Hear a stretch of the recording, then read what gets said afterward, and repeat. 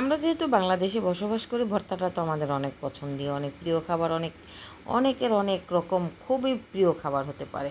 তো আমার কাছে তো ভর্তা ভীষণ ভালো লাগে। একটু ভর্তা হলে আমি একটু ভাত বেশিই খেতে পারি। তারপরে হচ্ছে যেকোনো আইটেমের ভর্তাটা যদি সুন্দর হয়, ভর্তাটার সঠিক নিয়ম সব কিছু, ভর্তার মধ্যেও কিন্তু সঠিক নিয়ম, সুন্দর, মজা করা, লোভনীয় করা সব কিছুর একটা বিষয় আছে। আমি চেষ্টা করি ভর্তাটাকে সব বিষয়ে একটু স্পেশাল বানানোর জন্য। তো আর এই সিজনে যদি এই সিমের ভর্তাটা না খাওয়া হয়, এই জিনিসটা না খাওয়া হয়, তাহলে তো একেবারেই মিস করবেন।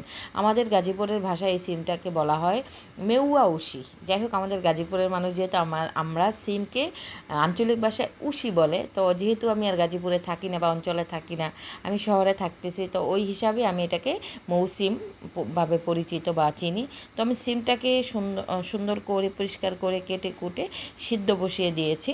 তো আসসালামু আলাইকুম, কেমন আছেন সবাই? আশা রাখছি আলহামদুলিল্লাহ অনেক বেশি ভালো আছেন। আমিও আপনাদের আলহামদুলিল্লাহ ভালো আছি। তো আমি মৌসুমের ভর্তা বানাবো। এখানে আমি আগেই একটা তেলাপিয়া মাছ সুন্দর করে কেটে বেছে এটাকে আমি ভেজে নিয়ে আগে পরিষ্কার করে রাখতেছি।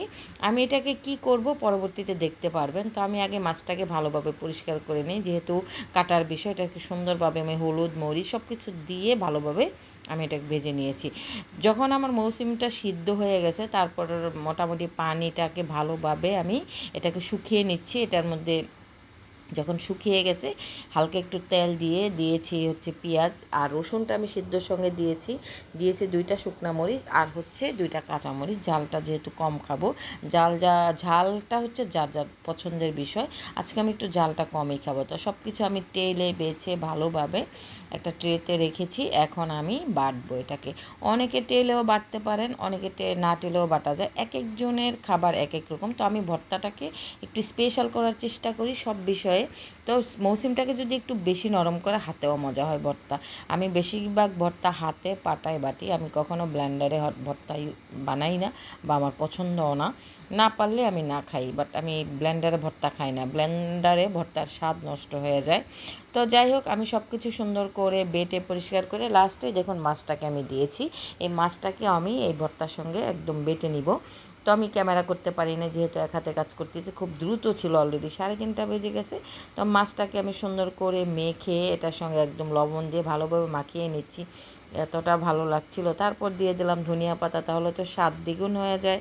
তারপরও খুব মজা লাগছিল। পরে আমি এটাকে সুন্দর করে মেখে গ্রান দেখতেছি কী যে মজা হয়েছে।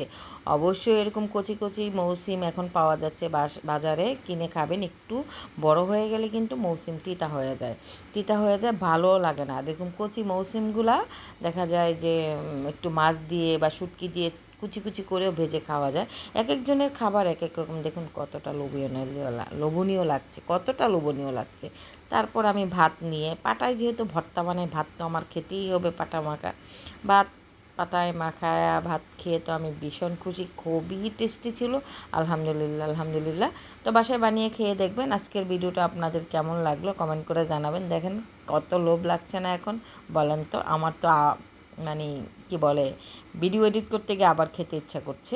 তো যাই হোক, আমি আর বিসমিল্লাহ বলে একটা লোকমা খেয়ে তো আলহামদুলিল্লাহ খুবই মজা হয়েছে। তো কেমন লাগলো কমেন্ট করে জানাবেন। ভালো থাকবেন সবাই। আর এত মজার ভর্তা অবশ্যই একবার বানিয়ে খেয়ে দেখবেন। আমি অনেকগুলো বানিয়েছি, দিয়েছি কয়েকজনকে। তো ভালো থাকবেন সবাই। আল্লাহ হাফিজ।